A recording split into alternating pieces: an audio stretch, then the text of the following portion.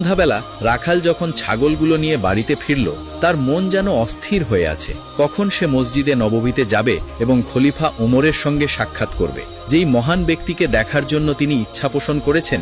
কোনোভাবেই যদি মদিনায় পৌঁছাতে দেরি হয়, তাহলে সেই মহান ব্যক্তিকে তিনি আর দেখতে পারবেন না।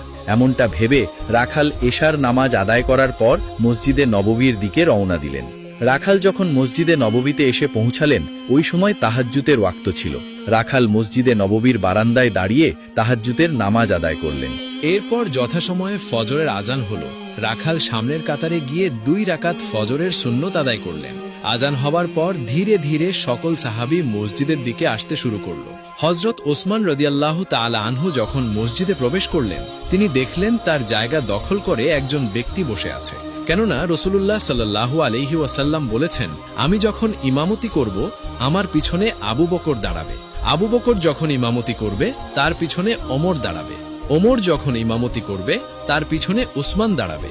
উসমান যখন ইমামতি করবে, তার পিছনে হযরত আলী দাঁড়াবে। নবীজির এই নির্দেশ অনুযায়ী ওমর রাদিয়াল্লাহু তাআলা আনহুর ইমামতিকালে ইমামের পিছনের জায়গাটি উসমান রাদিয়াল্লাহু তাআলা আনহুর জন্য সব সময় বরাদ্দ থাকত। অতঃপর উসমান রাদিয়াল্লাহু তাআলা আনহু যখন দেখলেন তার জায়গায় অন্য এক ব্যক্তি বসে আছেন, তিনি কিছু বললেন না। তিনি রাখালের পাশে দাঁড়িয়ে 2 রাকাত ফজরের সুন্নত আদায় করলেন। সুন্নত নামাজ শেষে উসমান রাদিয়াল্লাহু তাআলা আনহু সেই রাখালকে উদ্দেশ্য করে বললেন, কে ভাই আপনি? এর আগে তো আপনাকে কখনো প্রথম সারিতে নামাজ আদায় করতে দেখিনি। রাখাল মনে মনে ভাবতে লাগলেন, আমার চেহারায় মলিনতা, আমার জামা কাপড় ছেঁড়া ও ময়লা, এজন্যই হয়তো এই ব্যক্তি আমাকে এই কথা বলল। রাখাল তখন বললেন, আমি তো এখানকার কাউকেই চিনি না। আমি অনেক দূর থেকে এসেছি। একজন পথিকের সাথে আমার দেখা হয়েছিল। সেই পথিক আমাকে বলেছিল, আমি যদি মসজিদে নববীর প্রথম সারিতে নামাজ আদায় করি, তবে খলিফা ওমরের সঙ্গে আমার দেখা হবে। সেই আশায় আমি প্রথম সারিতে এসে বসেছি। তবে আজকে খলিফা ওমরের সাথে দেখা হয়ে গেলে আমি আর কখনো প্রথম সারিতে নামাজ আদায় করতে আসব না।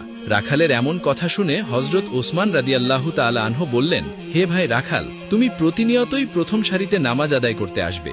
তোমাকে কেউ বাধা দিবে না। আমি তোমাকে এর আগে কখনো দেখিনি, তোমাকে চিনি না, সেজন্যই জিজ্ঞেস করলাম। অতঃপর যখন ফরজ নামাজের সময় হলো, মুয়াজ্জিন দাঁড়িয়ে একামত দিতে লাগলেন। এমন সময় খলিফা ওমর রাদিয়াল্লাহু তাআলা আনহু মেহরাবের পাশের দরজা দিয়ে এসে মেহরাবে ঢুকলেন এবং তিনি ইমামতি করার জন্য যখন দাঁড়ালেন, সেই রাখাল ওমরকে দেখার সঙ্গে সঙ্গে আল্লাহু আকবার ধ্বনি উচ্চারণ করলেন। রাখালের আল্লাহু আকবার ধ্বনিতে পুরো মসজিদে নববী যেন স্তম্ভিত হয়ে গেল। হযরত ওসমান রাদিয়াল্লাহু তাআলা আনহু বললেন, হে রাখাল, তুমি কেন লোকমা দিলে? লোকমা তো তখন দিতে হয় যখন ইমাম নামাজে ভুল করে। ইমাম তো এখনো নামাজ শুরুই করেনি।